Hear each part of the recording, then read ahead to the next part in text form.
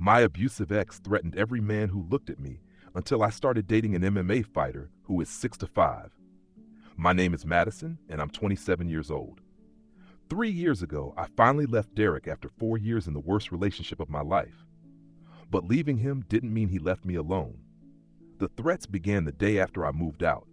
I was at Target, simply buying basic items for my new apartment, when a guy about my age smiled at me in the cleaning supplies aisle. It was just a friendly smile. Nothing strange. I smiled back because that's what normal people do. 2 hours later, Derek appeared at my new place.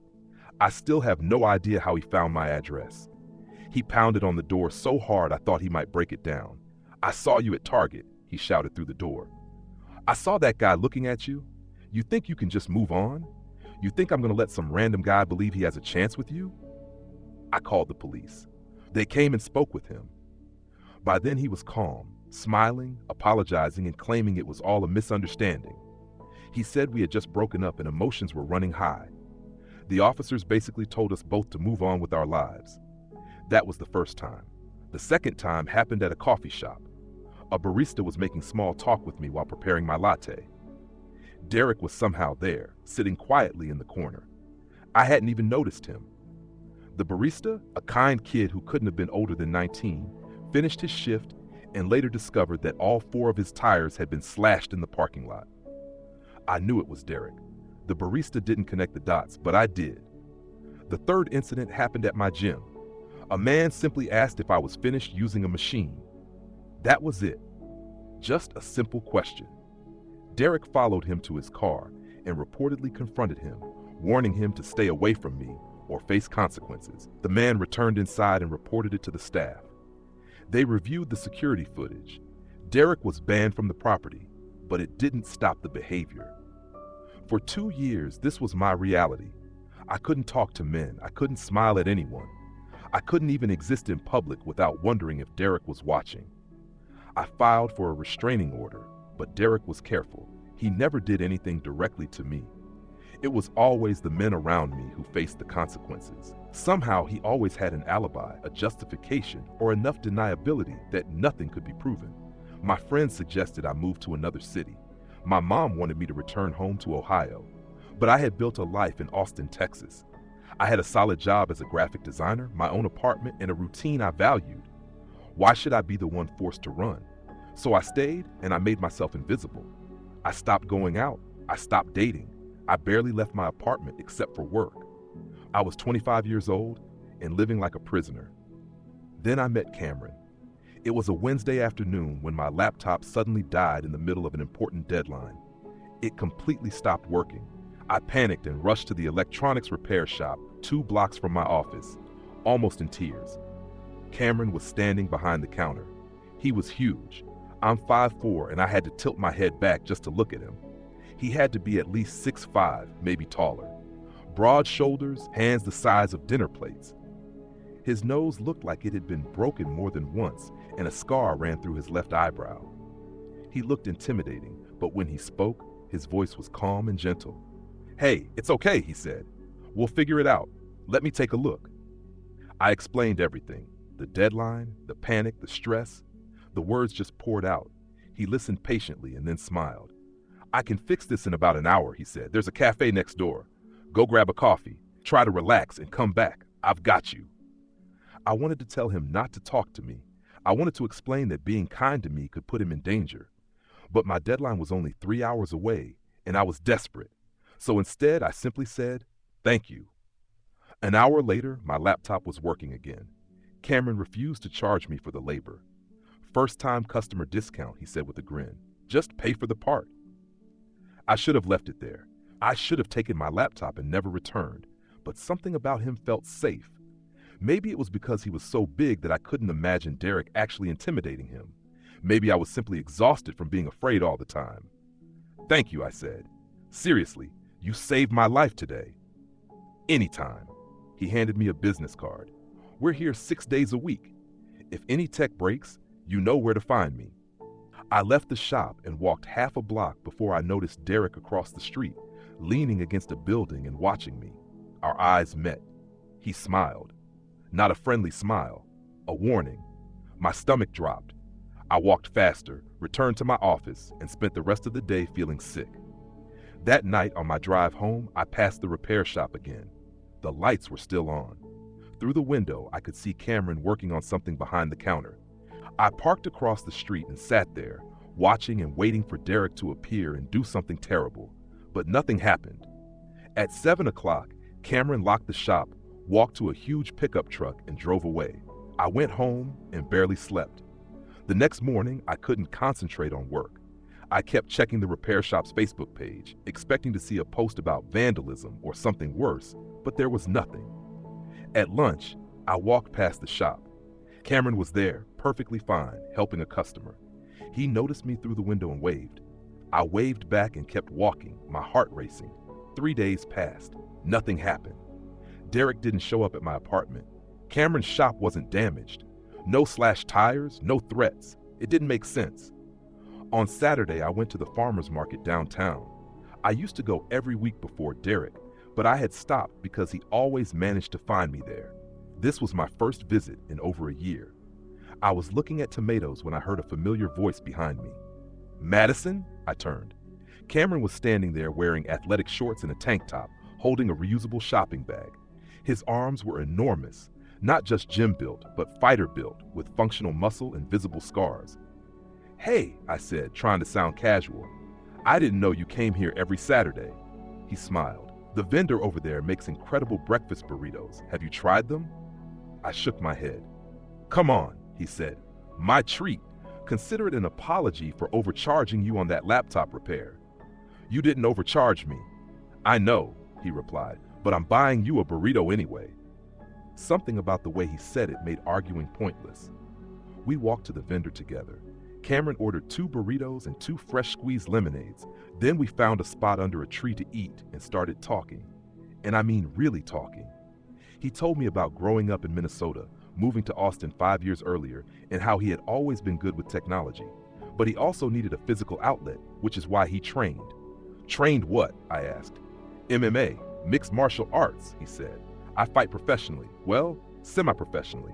I've had 12 fights and won 9. My stomach tightened. You're a fighter? Yeah.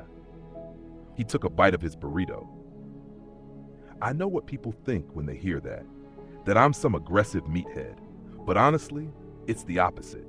Fighting teaches discipline and control. When you truly know how to hurt someone, you become very careful about not doing it. I didn't know what to say. Part of me wanted to stand up and leave. Another part wanted to tell him everything about Derek. And another part just wanted to sit there and enjoy a normal conversation for the first time in years. We talked for 2 hours. He was funny, thoughtful, and surprisingly gentle for someone who fought people for a living. When we finally said goodbye, he asked if he could have my number. I hesitated. Every instinct told me this could be dangerous. But I was so tired of living in fear. That was nice. So I gave him my number. Would you like to get dinner sometime? That night he texted me. Thanks for that. I stared at my phone for 10 minutes before replying. I need to tell you something first. Okay. So I told him everything about Derek, the threats, the pattern of men around me being intimidated or hurt, and how I hadn't dated anyone in 2 years because I didn't want anyone else to suffer because of it. I expected him to stop responding. I assumed he would make an excuse and disappear like most reasonable people would.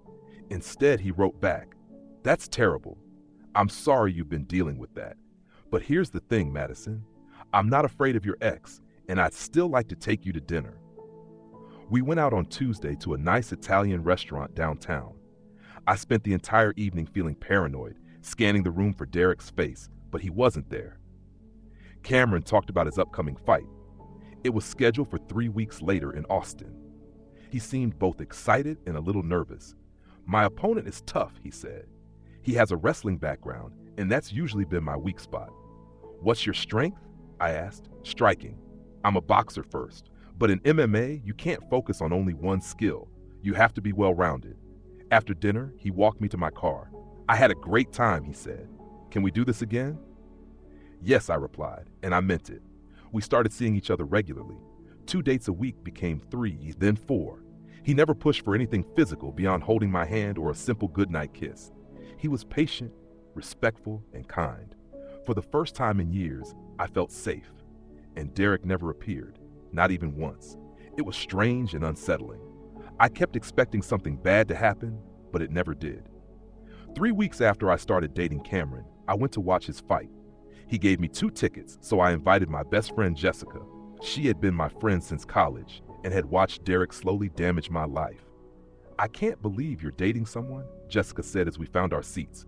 "And I really can't believe you're dating a cage fighter." "He's not what you'd expect," I said. Jessica smiled. "Look at you. You're smiling again. You're out in public. You're living."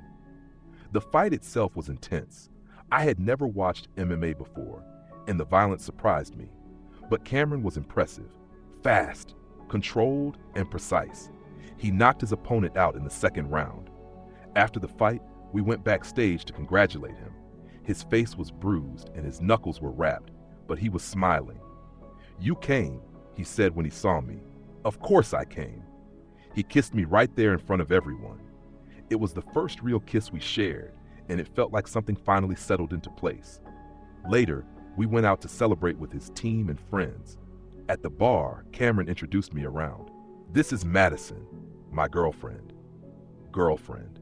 The word made my heart race. I hadn't been anyone's girlfriend since Derek. That night, after everyone else had left, Cameron and I were sitting in his truck in the parking lot. "I need to tell you something," he said. My chest tightened. I assumed this was the moment when he would say Derek was too much trouble, but instead he said, "Your ex came to see me." Everything seemed to stop. "What?" "He came to the shop about 2 weeks ago, waited until I was alone, and walked in. He started making threats, told me to stay away from you, and said he'd make my life miserable if I didn't." I felt like I couldn't breathe. "Cameron, I'm so sorry. I should have warned you better. I should have." "Madison," he gently held my hand. "Let me finish." "So your ex is standing there trying to intimidate me, listing all the things he's done to other guys who talk to you. And I just listened. Let him say everything he wanted. Then you know what I did." I shook my head. I told him I fight for a living, that I've trained for 12 years, that I've taken hits from the best strikers in Texas and been taken down by the best wrestlers. And I told him that if he ever came near you again, if he even sent you a text or drove past your apartment, I would find him. And it wouldn't be a threat. It would be a promise. My hands were shaking. What did he do? He tried to act tough for about 10 seconds. Then he realized I wasn't backing down and he left. I haven't heard from him since. I didn't know whether to laugh or cry. "You threatened him." "I didn't threaten him," Cameron replied calmly. "I explained the consequences. There's a difference." He looked at me seriously. "Madison, I know you've been protecting everyone around you for years, but you don't have to protect me. I can take care of myself, and more importantly, I want to take care of you." That conversation happened 4 months ago. Derek hasn't contacted me since. He hasn't appeared anywhere, and no one around me has been harassed. For the first time in over 2 years, I'm free. Cameron and I are still together. I go to all of his fights now, and he has won his last 3. Last month, we moved in together into a small house with a yard. The idea was Cameron's. He had been living in a small apartment above the repair shop while I was still in my 1-bedroom filled with difficult memories. We decided to start fresh. Looking for a house was interesting. At every property, I caught myself thinking about security, good locks, well-lit streets, easy exits. Cameron noticed. "We're going to find a place where you feel safe," he told me. "Take your time." 3 weeks later, we found it, a small 2-bedroom in a quiet neighborhood. The landlord was a kind older woman named Patricia who lived 2 houses away. She looked at Cameron and said, "Oh, good, you're a big one. We could use more good men on this street." Cameron laughed. "I'll do my best, ma'am." We moved in on a Saturday. Jessica came to help, along with 2 of Cameron's training partners, Marcus and David. Both were fighters as well, though not as large as Cameron. They treated me like I was already part of the family. "Cameron never stops talking about you," Marcus said while carrying boxes. "Honestly, it's annoying. Madison this, Madison that. We get it, man. You're in love." Cameron threw a roll of packing tape at him. That first night in the house, we ordered pizza and sat on the floor because we didn't have furniture yet. Cameron put his arm around me. "This is ours," he said. "Our space, our life. Nobody else gets to interfere with it." I believed him. The next few months were the happiest I'd experienced in a long time. I was learning what a healthy relationship actually felt like. About 3 months in, Cameron and I had our first real disagreement. It was something small. He forgot to tell me he'd be late coming home from the gym. I became anxious because he wasn't answering his phone, and when he finally arrived home, I snapped at him. He didn't raise his voice. "You're right," he said. "I should have called. I'm sorry." That was it. No shouting, no punishment, no silent treatment, just an apology and a promise to do better. I started crying in the kitchen because I had forgotten that arguments could be that simple. Cameron held me while I explained how Derek used to turn every disagreement into a major conflict, how he would ignore me for days, refuse to explain what I did wrong, and force me to beg for forgiveness for things I didn't even understand. "I'm never going to do that to you," Cameron said. "We'll disagree sometimes. That's normal. But we'll do it fairly and we'll always come back to each other." I'm slowly learning to live again, to go out without fear, smile at strangers, and simply exist in the world like a normal person. But the process hasn't been perfect. About 5 months into our relationship, I had a panic attack at a restaurant. We were having dinner with some of Cameron's gym friends, and one of them had brought his new girlfriend, Emily. She seemed nice, but she was about my age with long dark hair like mine. When she began telling a story about her ex-boyfriend, something about the way she described him made my chest tighten. The restaurant was crowded and loud. Suddenly, I couldn't breathe. I excused myself to the bathroom and locked myself in a stall, trying to remember the breathing exercises my old therapist had taught me. But my heart was racing and my hands were shaking. I was convinced Derek might be out there watching. Jessica found me 10 minutes later. She had noticed I was gone too long and came to check on me.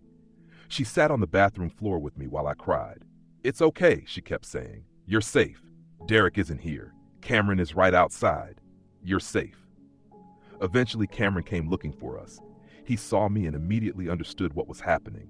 He didn't ask questions. He simply helped me up, told his friends we had to leave, and drove me home. Later that night, in bed, I apologized. "I ruined dinner." "You didn't ruin anything," he said. "You had a panic attack. That's not your fault." I thought I was getting better. You are getting better. But healing isn't a straight line. Some days will be difficult, and that's okay. He encouraged me to start therapy again. My therapist's name is Dr. Lisa Chin. Yes, I noticed she shares the same last name as Cameron. She specializes in trauma recovery. Dr. Chin was excellent. She didn't force me to relive everything, but she helped me understand it. "What Derek did wasn't your fault," she told me during one session. "You didn't deserve it, and you didn't cause it. You can't control other people's actions. You can only control how you respond, and you responded by surviving. That takes strength." The therapy helped. Gradually, I started feeling like myself again, the version of me that existed before Derek, the person who laughed easily, trusted people, and didn't flinch when someone raised their voice. Last week, I went to the grocery store alone and saw Derek in the frozen food aisle. My entire body froze. He saw me too. Went cold. For a moment, Derek had moved stared at each other, and he was already beginning the same pattern with someone new. I immediately called Cameron and read him the message. "What should I do?" "You meet with her," he said without hesitation. "Tell her everything. Give her the chance you never had." So that's what I did. Amber and I met at a coffee shop the next day. She was 23, pretty, and extremely nervous. I didn't soften the story. I explained the 4 years of control and manipulation. I told her how Derek slowly isolated me from my friends, how he tracked my location, monitored my messages, and threatened me after I left. I also described the 2 years of harassment that followed, when I couldn't even have a normal conversation with another man without Derek intimidating him. Amber's face grew paler as I spoke. "He told me you were crazy," she said quietly. "He said you made up lies about him, that you cheated on him, and tried to destroy his life when he broke up with you." "That's exactly what he does," I replied. "He rewrites the story and makes himself the victim." "He's already started checking my phone," Amber admitted softly. "He says it's because he has trust issues from his last relationship with you. I thought I was helping him heal." "You're not helping him," I said. "You're enabling him, and it will get worse." Amber left the coffee shop in tears. I didn't know if she would listen to my advice. Some people have to learn through experience. But 2 days later, she sent me a text. I broke up with him. He lost his temper, started yelling and punching the walls, but I got out. Thank you. I showed Cameron the message. You saved her, he said. We saved her, I corrected. We broke the cycle. But Amber's situation wasn't finished yet. 3 days after the breakup, she called me in a panic. He's outside my apartment, she said, her voice shaking. He's been sitting in his car for an hour just watching my window. I called the police, but they said unless he does something, they can't act. Where do you live? I asked. She gave me the address. It was only 15 minutes away. I grabbed my keys and headed for the door without thinking. Cameron stopped me. Where are you going? Amber's apartment. Derek is there and she's scared. Then I'm coming with you. We drove there together. Derek's car was parked across the street exactly where Amber said it would be. I could see him in the driver's seat staring toward one of the apartment windows. Cameron parked directly behind him, got out of the truck, and walked to Derek's car. From our vehicle, I watched Cameron knock on the window. Derek rolled it down. I couldn't hear the conversation, but I could see Derek's expression change. At first, he looked irritated, then uncertain. Finally, he started the car and drove away. Cameron came back to the truck. He's gone. What did you say to him? I reminded him about our last conversation. Then I told him that if he ever harassed you, me, or anyone connected to you again, I would make sure everyone in Austin knew exactly who he is, including his employer. His employer? I did some research after he came to the shop, Cameron explained. He works at a financial firm downtown. They have a strict code of conduct. I doubt they'd be happy to learn that one of their employees is stalking multiple women. I looked at him in surprise. You researched him? Of course, he said simply. Know your opponent. That's basic strategy. We went upstairs to Amber's apartment. She was still shaken, but clearly relieved. We stayed for about an hour to make sure Derek didn't return. Before leaving, I gave her Dr. Chen's contact information. Therapy helps, I told her. Trust me. That weekend, Cameron and I returned to the farmer's market, the same place where we'd first had a real conversation. We were sitting under the same tree eating burritos when he spoke. I'm fighting for the regional championship next month, he said. It's the biggest fight of my career. I'll be there, I answered immediately. I know you will. He took my hand, but that's not actually what I wanted to talk about. My heart started beating faster. Before I met you, he continued, fighting was everything to me. It was my identity and my whole purpose. Now it's still important, but it's not the only thing anymore. You're the most important part of my life. Cameron, I'm not proposing, he added quickly, laughing. Not yet, anyway. I just want you to know that meeting you changed my life. You reminded me that strength isn't just about how hard you can hit. It's about who you protect and who you choose to stand beside. I kissed him right there under the tree in the middle of the farmer's market. People probably noticed, but I didn't care. The championship fight happened 3 weeks later. Cameron's opponent was a fighter from Houston with a very strong record, 18 wins and only 2 losses. Cameron's coaches were concerned, but Cameron remained calm. I'm ready, he told me the night before the fight. I've trained harder for this than anything else. But even if I lose, I've already won because I have you. The fight was intense, 5 full rounds. Cameron took several heavy hits, and by the 3rd round his face was already bleeding, but he never stopped moving forward. Jessica sat next to me holding my hand. Every time Cameron got hit, I flinched. Every time he stood back up, I cheered even louder. In the 5th round, with less than a minute left, Cameron landed a clean combination. His opponent went down, and the referee stopped the fight. Cameron won. The crowd erupted. I shouted until my throat hurt while Jessica jumped beside me. When they announced Cameron as the new regional champion, I started crying. Real, happy tears for the first time in years. After the fight in the locker room, Cameron's face was swollen and bruised. One eye was almost closed, but he was still smiling. We did it, he said. You did it, I replied. No, we did it. Do you think I could focus on training if I was constantly worried about someone threatening you? You freed me just as much as I helped free you. He was right. In a way, we had saved each other. A few weeks later, Cameron was offered a contract with a larger promotion, Better pay, more exposure, and stronger opponents. It also meant more travel and more time away from home. "What do you think?" he asked. "Should I accept it?" "Absolutely," I said without hesitation. "This is your dream. I'm not going to hold you back." "You could never hold me back," he said, pulling me close. "Come with me, to the fights, to training camps, everywhere. I don't want to do this without you." So that's what we did.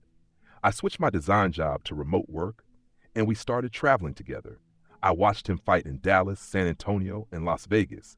He won some fights and lost some, but overall he was happy, and so was I. His first loss was difficult to watch. It happened in Las Vegas against a fighter with 15 years of experience. Cameron fought well, but the other fighter performed better that night. When the judges announced the decision, I saw the disappointment on Cameron's face. Later in the hotel room, he sat quietly on the edge of the bed, staring at the floor. "You fought well," I said. "Not well enough. You can't win every fight." "I know, it's just hard. I wanted to win that one for you." I sat beside him. "Cameron, I don't need you to win fights for me. I need you to stay safe, stay healthy, and come home to me. That's what matters." He looked at me carefully. "How did I get this lucky?" "We both did," I said. 6 months into his new contract, we were in a hotel room in Phoenix the night before another fight. Cameron was supposed to be resting, but instead he was sitting on the edge of the bed looking nervous. "What's wrong?" I asked. "Nothing," he said. Then he reached into his gym bag and pulled out a small box. My heart stopped. "Madison," he said, "I know I told you at the farmer's market that I wasn't proposing, but that was months ago. I've been carrying this ring with me to every fight, waiting for the perfect moment. And I finally realized something. There is no perfect moment. There's just us, and I don't want to wait anymore." He opened the box.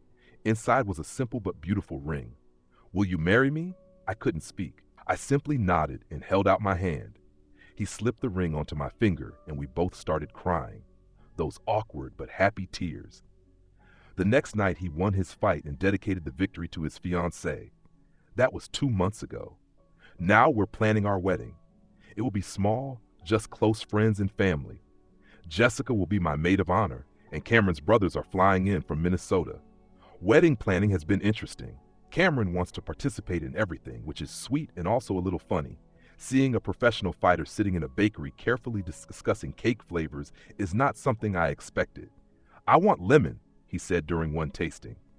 "With raspberry filling?" I asked, surprised. "Yes." The baker smiled. "You two are clearly meant for each other." We decided on an outdoor wedding, about 40 guests. Cameron's gym offered us their outdoor training area. It sounds unusual, but the space is beautiful with string lights and a view of the hills. "It's where we became who we are," Cameron said. "It feels right." Last week, I received another Facebook message, this time from a man named Tyler. "I heard you know Derek Morrison," the message said. "I'm a private investigator. I've been hired by his current girlfriend to look into threatening behavior. Would you be willing to give a statement?" Apparently, Derek had moved on to another woman named Rachel. That night, I asked him about it. "Car accident," Cameron said quietly. "Drunk driver. My dad was coming home from work, gone in an instant." "I'm so sorry, I didn't know." "I don't talk about it much," he replied. "But it's one of the reasons I fight. My dad always told me to stand up for people who couldn't stand up for themselves, to use my size for something good. Fighting allows me to do that. And so do you." "Me?" "Yeah. Standing up to Derek for you felt like honoring my dad, like I was finally strong enough to protect someone in a way I couldn't protect him." We both cried that night. Two people who had been through a lot, somehow finding something whole together. Yesterday, I was at Target, the same Target where this entire story began 3 years ago. I was standing in the cleaning supplies aisle when a guy around my age smiled at me. I smiled back, and nothing bad happened. No threats, no fear, no Derek, just a normal moment. A simple exchange between two strangers. The kind of interaction that happens every day for most people. I finished shopping and walked out. In the parking lot, I sat in my car for a moment and took a deep breath. Really breathed. Free air. Safe air. Then I drove home to the house I share with Cameron. The house where I'm allowed to live without fear. A place where I can be myself, where I can smile at strangers, have male friends, and live my life without constantly looking over my shoulder. Tonight, Cameron has a fight. Nothing major, just a local event. But I'll be there in the front row, wearing his shirt and cheering as loudly as I can. That's what you do when you love someone. You show up, you support them, and if anyone ever tries to threaten me again, tries to make me feel small or afraid, they'll have to deal with Cameron first. Not because I need him to protect me, but because he chooses to stand beside me, because we choose each other every single day. The wedding is next week. We decided on a Saturday evening ceremony right at sunset. Jessica has helped me with almost everything. She even found my dress, a simple white gown that makes me feel beautiful without trying too hard. "You're glowing," she said when I tried it on. "I've never seen you this happy." She was right. I am happy. Truly and genuinely happy. Cameron hasn't seen the dress yet. He's being traditional about it, which made me laugh. "You literally get punched in the face for a living," I told him. "But you're superstitious about seeing my dress?" "Some things you don't mess with," he replied seriously. His brothers arrived yesterday, Jake and Ryan. Both are younger than Cameron, but still incredibly big. They already treat me like family and spend most of their time teasing Cameron about going soft. "He cried during a commercial yesterday," Jake told me. "A commercial for insurance." "It was about a dad teaching his daughter to ride a bike," Cameron defended. "It was emotional." I love seeing this side of him, the softer side that only appears around people he trusts. My mom also came in from Ohio. She and Cameron's mom immediately connected, planning things together as if they had known each other for years. Yesterday morning, my mom pulled me aside. "He's good for you," she said. "I can see it. You're yourself again, my Madison, the girl who used to laugh at everything and trust everyone." "I'm better than before," I told her. "Still working on it." "We're all working on it," she said. "That's life." The rehearsal dinner is tomorrow night, just close family and the wedding party. Cameron insisted on having it at the farmer's market, at the same burrito stand where we had our first real conversation. The vendor was thrilled. "I remember you two," she said when we told her. Young love, the best kind. But tonight is Cameron's fight, his final one before the wedding.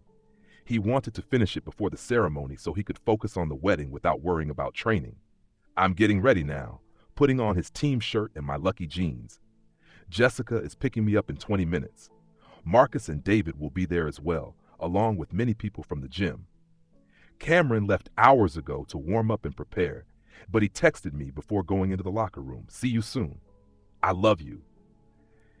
After this, it's just us and forever. Just us and forever. I like the sound of that. Derek took 4 years of my life. He took my confidence, my freedom, and my ability to exist in public without fear. But he doesn't get to take anything else. He doesn't get my future. He doesn't get my happiness.